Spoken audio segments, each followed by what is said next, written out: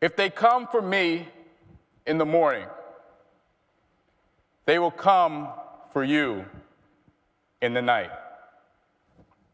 If they come for me in the morning, they will come for you in the night. And then they came for me, and there was no one left to speak out for me. There was no one left to speak out for me. Just 2 months ago, January 2017, they came for Muslims. Maybe you're not a Muslim, but did you speak out? In 2015, over 20 trans persons were killed, most of them trans persons of color.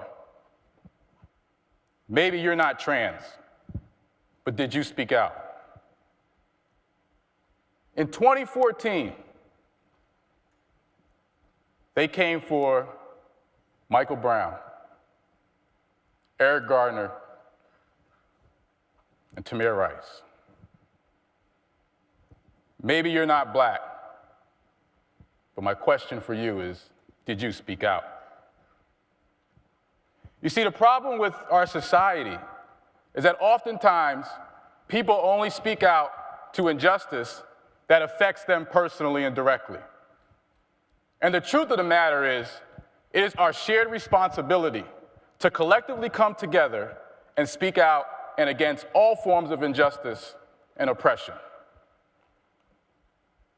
Countless acts of violence against black lives, such as police brutality and the killings of unarmed black men and women, the disproportionate incarceration rates of black men, and the educational disparities and inequities targeted toward black youth are just a few examples why folks are saying Black Lives Matter and taking action.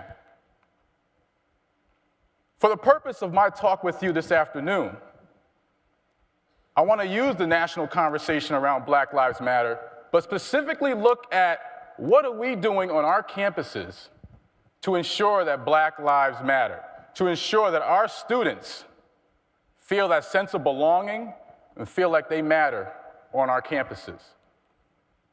So my question for you is, how are you making sure that Black lives matter on your campus just as much as any other life? How are you making sure that the true liberation for all people is being achieved? Just 2 months ago, Rutgers University celebrated Dr. Martin Luther King Jr. Week with our Dream Week host of programs and activities. The Paul Robeson Cultural Center, where I serve as a director, had the opportunity to host the Dr. Martin Luther King oratorical contest for students. We had 8 students give speeches about their social justice vision, relating it back to a quote, "Injustice anywhere is a threat to justice everywhere," by Dr. King. These students did a phenomenal job. The bravery, the courage that they had to get on stage and give these speeches was incredibly impressive. The room, faculty, staff, students, about 150 people, mostly folks of color, was filled with love. Students felt like they had a voice. They felt the sense of community, they felt the sense of support, and most importantly, they felt like they mattered. They felt like they belonged to the community. And as a director, I just had immense pride and joy to be in that space with those students because they felt like they mattered. But as I was giving my closing remarks, I couldn't help but think to myself that while this space is safe, and I use safe in quotations, while this space may be safe to our students, when they leave this space and they exit those doors at the Paul Robeson Cultural Center, they enter a society where oppression awaits, where they could be victimized, marginalized, and sometimes killed because of the color of their skin. That the color of their skin, being black, elicits fear and uncertainty, even on college campuses.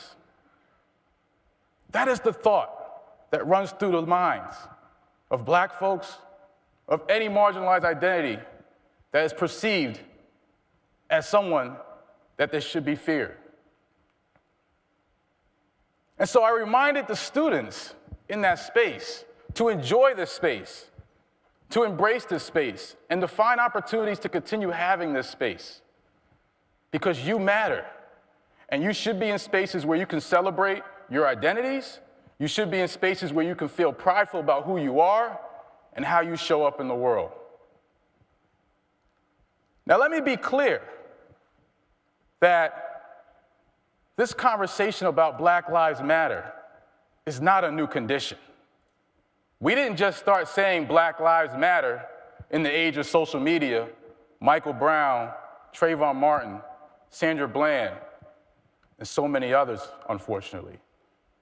That this is not a new condition. Black folks have been fighting and speaking up for equality for centuries, for such a long time. And yet we remain in this space today, still fighting for what many of our ancestors fought for centuries ago. For example, my dad, I love him to death, sacrificed so much for our family. Born in Montgomery, Alabama, growing up in the 50s and 60s, in the height of the civil rights movement, in the height of racism and injustice in this country. He knew at an early age that his life did not matter as a black man. And yet here we are, a generation later, me, as his son, I'm still saying Black Lives Matter. I'm on Fifth Ave in New York City with my family saying Black Lives Matter. And on college campuses, our students are still saying Black Lives Matter. That college students like Terrence Crutcher in Oklahoma can be killed because of police brutality. Or Martise Johnson or Joseph Hines can be victims of brutal attacks because of race. Or black students can be the target of racial microaggressions and bias incidents, like white students in blackface. This is still happening today, even as we speak. And as Michelle Alexandra, author of the new Jim Crow, says, we have not ended the racial caste in America, we've merely redesigned it. And so the same voice that my dad was seeking in the 50s and 60s is the same voice that I seek and that our college students seek on our campuses. But what happens when you work on a campus or you attend a school that is resistant to creating these inclusive spaces, that does not believe in acceptance and full respect of individuals regardless of who they are? They don't create these inclusive spaces for black students or any marginalized students on their campus. Some of you are nodding your head because you might relate to what's happening on your campus. So what happens? What do? We can't remain silent. We have to speak up. And so I'm saying this today and declaring this a sense of urgency for all of us to take some action on our campuses. I'm going to offer you the following steps. First, I need you to raise your consciousness. Unlearn the racist thoughts that you might have received earlier in life. Unlearn those behaviors, those languages, and engage in self-work so you could be more conscious and aware of the students in which you serve.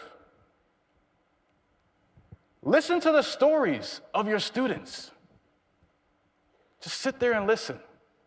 They all have different journeys, all have different experiences, and because they may all identify with one identity does not mean that they share the same journey. And so it's important that we listen and we use those stories to inform our work on college campuses. And thirdly, I need you to speak up. I need you to speak out.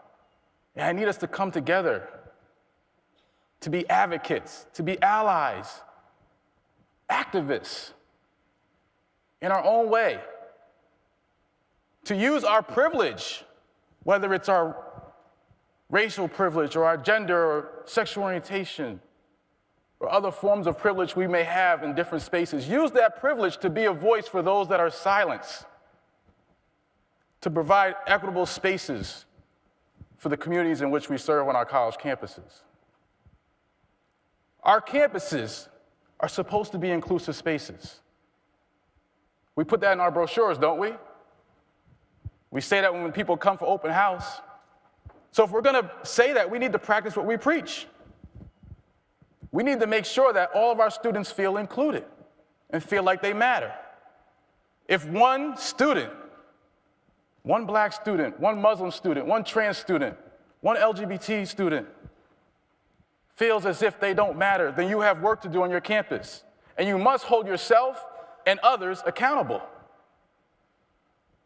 Next month, April 4th, we remember Dr. King on what will be the 49th anniversary of his assassination. His life was cut short because someone thought he did not matter. But we must fight courageously to continue his dream of equality for all people. We must fight courageously to continue his dream for all people. So we must persevere through the storm so we can all experience true liberation and equality. Similar to what our 44th President of the United States, Barack Obama, said in his farewell speech of his presidency. He said, I need you to show up, I need you to dive in, and I need you to stay at it. My friends, I need you to show up. I need you to dive in, roll up your sleeves, and stay at it. This work isn't easy, but we got to make sure our students feel like they matter. And so be the change. Be the change you want to see in the world. Because if one of us is still fighting for freedom, my friends, we are all still fighting for freedom. Thank you very much.